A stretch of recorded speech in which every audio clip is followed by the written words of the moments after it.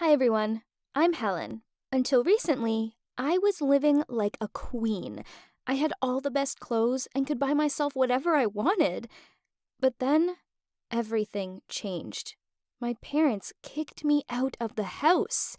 And this is how it happened. It all started because my dad had been secretly following me on social media and saw me having fun with my friends. Dad took away my credit card, my car, and practically forced me to go to a new school. I was supposed to see life in a new way and change. I immediately became the center of attention. I shouldn't have worn Gucci clothes on the first day, but I'm cool, I thought, and I looked down at everyone else. I got lost in the hallways, and some redneck wouldn't leave me alone.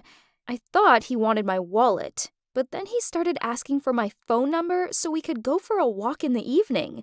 And then someone whistled at him. Wow! He asked what I was doing there. I told him I was lost, but he meant what was I doing at this school? I had to explain that my parents had sent me there to atone for my sins.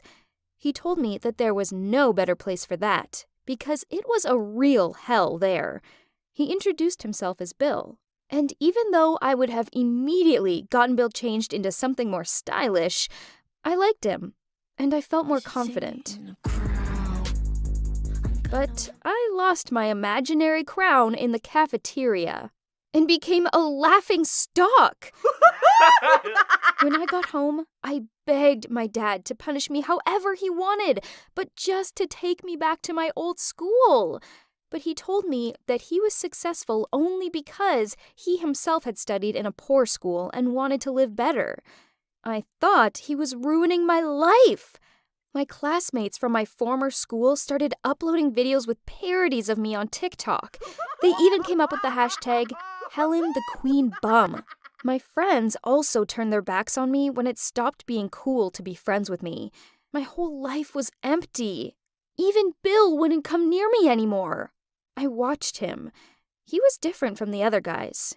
He would keep to himself and draw in his notebook. But at the same time, he was respected. No one took his seat in the cafeteria, while I had become an outcast.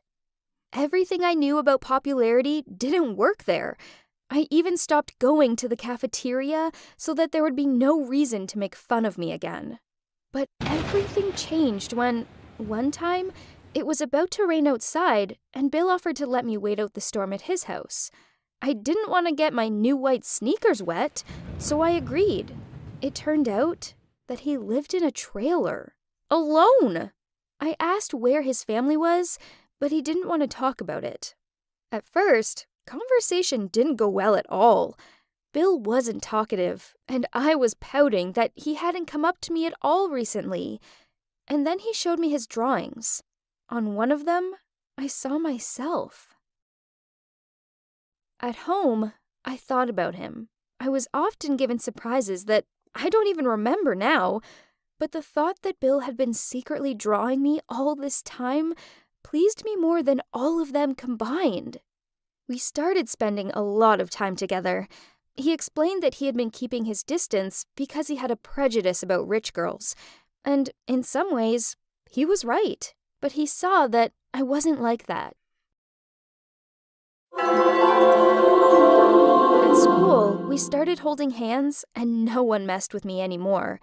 I lied to my parents that I was spending time with my friends when I was actually with him. I was just head over heels. He was all I thought about. I had probably fallen in love. Once, when I was with him, I turned off my phone and told him that I didn't want to leave.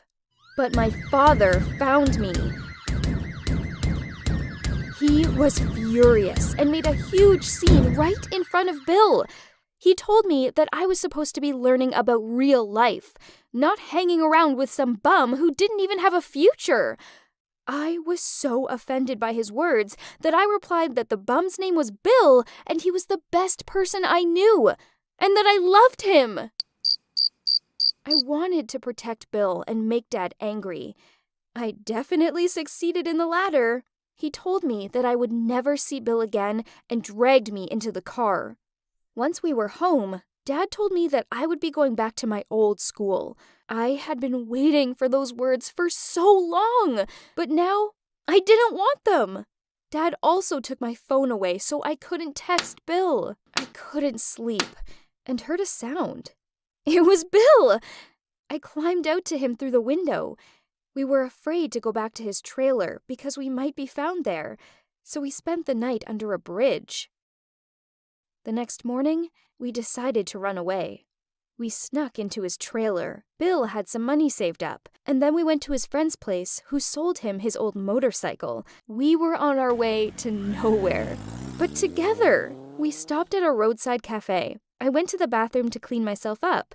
When I returned, Bill was nowhere to be found. I ran to look for him. Dad had found me this time, too. Money and connections are everything.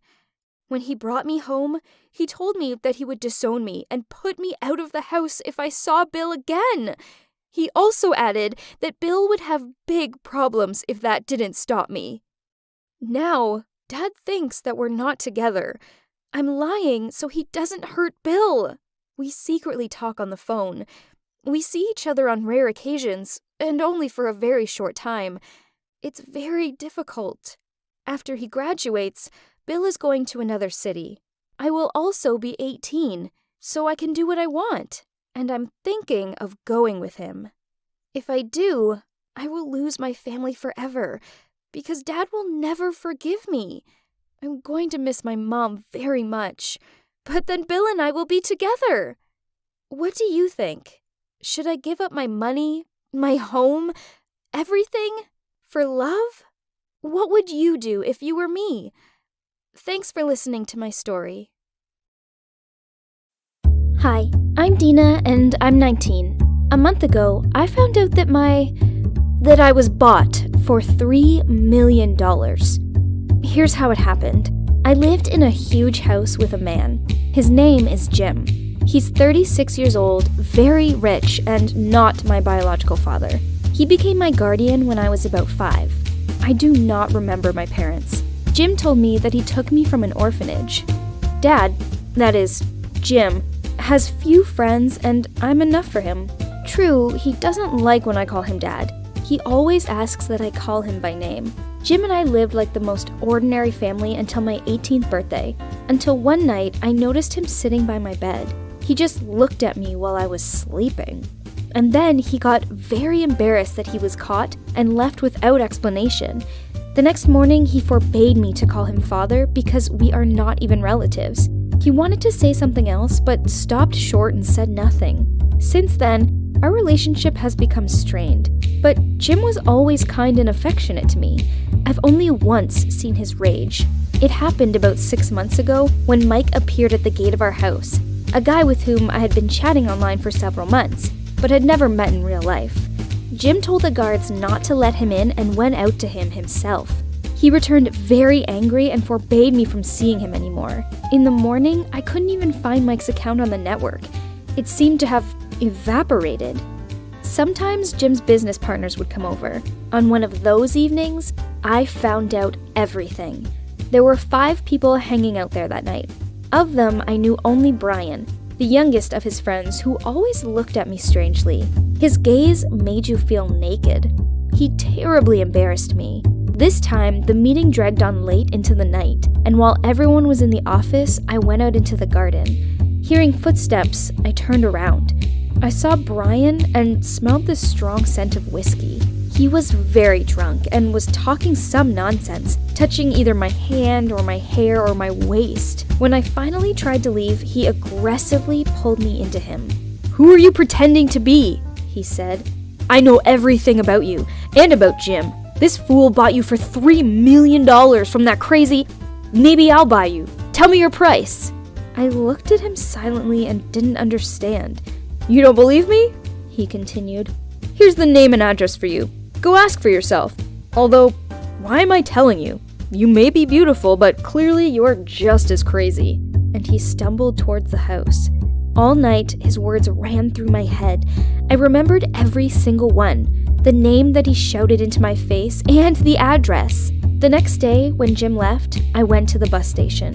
If I wasn't mistaken, only an hour by bus separated me from either the drunken delirium or terrible truth that Brian had told me.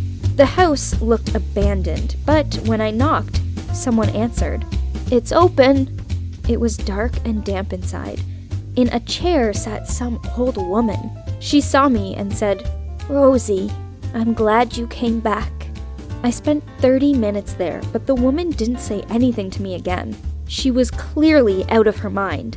I was about to leave, but lingered at a photograph on the wall. It was of her, but much younger, and next to her was a girl about my age, and another girl, little, about 4 years old. That girl was me. I had one single photo from my past life given to me by Jim as a child. There I sat on a white pony, and I definitely recognized the baby in the photo on the wall. Me! I took the photo to demand an explanation from Jim, but when I came out of the house, his black limousine was already waiting for me. I had never seen Jim so scared. On the way home, he told me everything. When he was my age, he dated a girl. Her name was Rosie. Her mother was against their relationship, and since she had an influence on her daughter, she soon stopped seeing him and they broke up. 5 years later, Jim found out that Rosie was gone, but her daughter remained. There were rumors, and many accused the mother of the accident that happened to her daughter. Then, Jim showed up again in our house. When he saw me, he decided that the same fate awaited me. I was discouraged and scared, shaking and afraid of everything in the world. He asked my mother to let him take care of me. She laughed and told him that she wanted $3 million to end this and no longer see Jim. A few months later, he returned with money. He took me and settled a bunch of questions so that the strings from my past would never overwhelm me in the future. So I grew up and more reminded Jim of his Rosie, both in appearance and character. He never wanted this to happen, but he can do nothing about his feelings. He loves me very much, but in a way, a father would love his daughter. It seems to me that I feel something for him, but he's 36 and I'm only 19 and I don't know what to do. What should I do? Stay with Jim or leave for an independent new life? Write in the comments what you would do in my place.